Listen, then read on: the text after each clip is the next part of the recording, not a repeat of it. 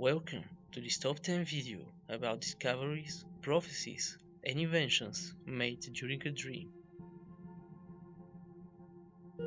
Niels Bohr was born in Copenhagen on October 7, 1885. His father was a professor. His mother was also greatly involved with education. Niels got his doctorate in physics in 1911.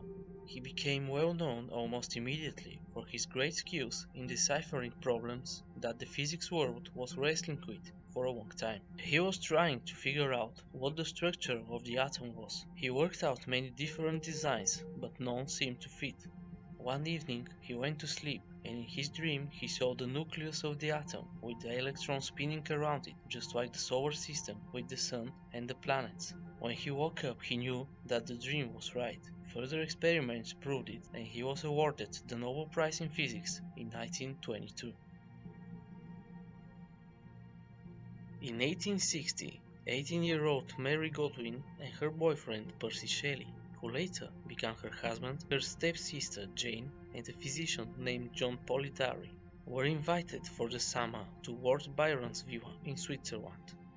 1816 was called the year without summer because there was volcanic explosion in Indonesia, which was so violent that ash in the air caused a year-long winter for much of the world, and as you may assume, it wasn't the perfect time for vacations. That's why Lord Byron and his guests spent almost all of their time indoors. Out of pure boredom, they decided to start a competition. Percy Shelley proposed that each one of them write a horror story, then they would read all of the stories and pick a winner. In that night, Mary Godwin had an eerie dream in which she saw a doctor playing God, bringing to life a hideous man-like creature which he had put together from human corpses. It is not known if she won the competition with the story based on that dream, but she no doubt created in 1818 one of the most famous novels titled Frankenstein, or The Modern Prometheus.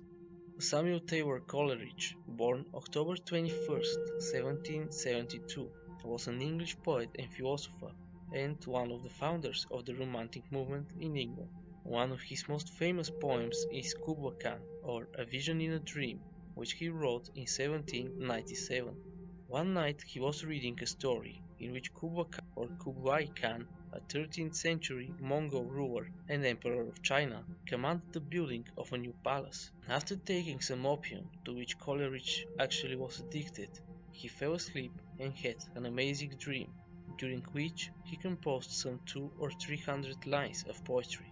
After waking up, he immediately began writing down the poem from his dream, but after finishing the first 3 stanzas, he was interrupted by a person who talked with him for about an hour, and after this interruption Coleridge was unable to recall the rest of his opium-influenced dream. The poet actually left his poem unpublished and kept it for private readings for his friends until 1816, when it was finally published at Lord Byron's request. An interesting aspect is that this is the same year in which Mary Godwin had her dream about Frankenstein at Lord Byron's villa in Switzerland. Born in a family with 17 siblings, Dmitri Ivanovich Mendeleev showed signs of great intelligence from an early age. He published papers by the time he was 20 years old, and by his mid-30s he was intensely focused on classifying the 56 elements known by that point. He struggled to find an underlying principle that would organize them according to sets of similar properties.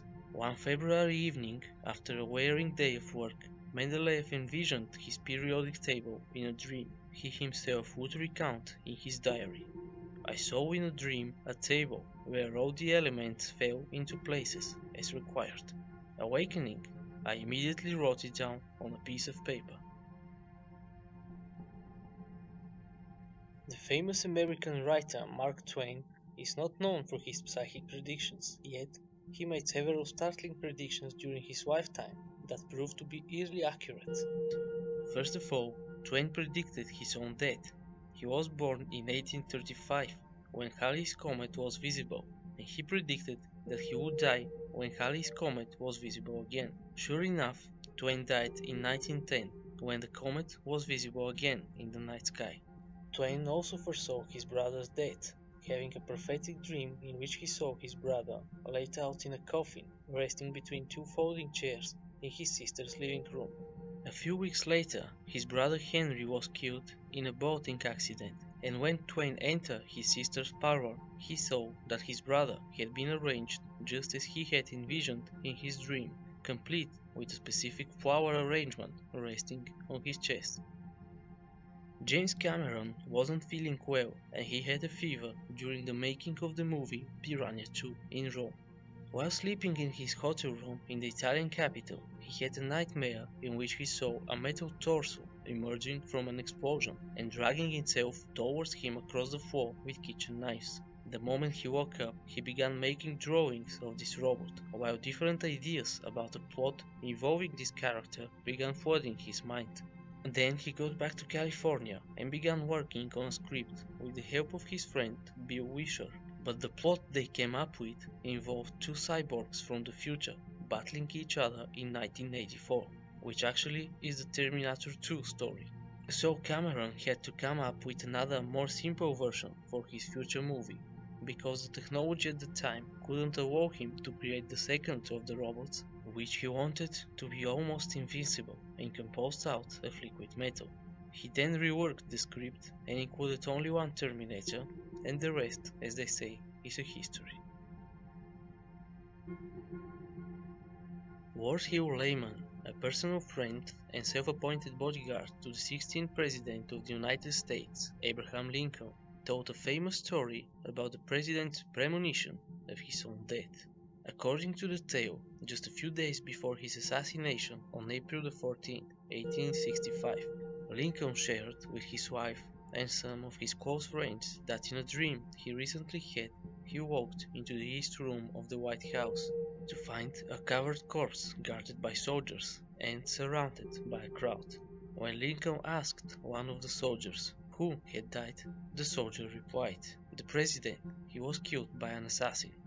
In fact, Abraham Lincoln was quite interested in the meaning of dreams and what they have to say about future events. Proof of his curiosity can be found in an 1863 letter to his wife, who at the time was in Philadelphia with their 10-year-old son, Tad. Lincoln writes that Marie had better put Tad's pistol away, as he had an ugly dream about him. Moreover, members of his cabinet recalled that on the morning of his assassination, the president told them that he had dreamed of sailing across an unknown body of water at great speed. He also apparently revealed that he had the same dream repeatedly on previous occasions before nearly every great and important event of the war. This story again points to Lincoln's interest in the predictive power of dreams. Friedrich August Kekulé and the benzene ring. In 1850, Kekulé, along with the famous chemist Justus von Liebig, testified at the murder trial of a young maid, accused of killing her mistress by setting her on fire. Kekulé testified, positively identifying a distinctive ring found in the maid's possession as being the same ring which belonged to the dead woman. The ring had an unusual design, a snake biting its own tail. At Kekulé's time, scientists believed that the structure of the atoms was unknowable, as they believed that anything which acted with atoms created a reaction, thereby keeping the atomic structure in constant flux. Kekulé, however, doubted this hypothesis and spent years studying chemical structure. The exact nature of the structure eluded him until one evening when he let his conscious mind go and allowed his unconscious to take over. Kekulé claims that he stopped writing and dozed off to sleep. He saw atoms whirling and dancing before his eyes. The atoms then began to reassemble themselves into long rows that seemed to move about in a snake-like motion. As he watched the snake dance, the vision progressed until the snake formed itself into an image he had seen years before at the 1850 murder trial, the snake devouring its own tail. Kekulé states that he awoke as if struck by lightning. He realized in a flash that the problem he had worked on for years had been solved not by studying, but by the serendipitous intervention of a dream. Robert Louis Stevenson, born on November 13, 1850, in Edinburgh, Scotland.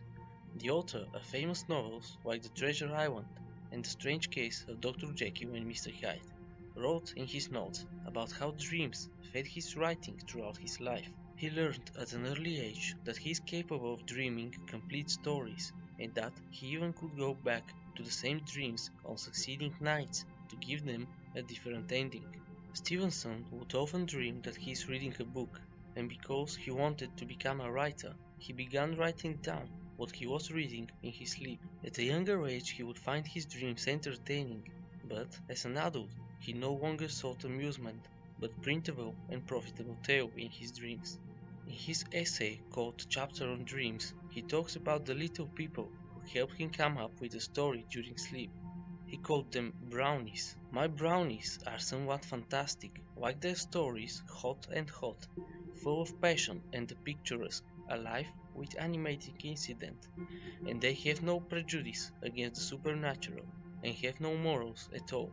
He stated that The Strange Case of Dr. Jekyll and Mr. Hyde was conceived, written, rewritten, rewritten and printed inside 10 weeks in 1886.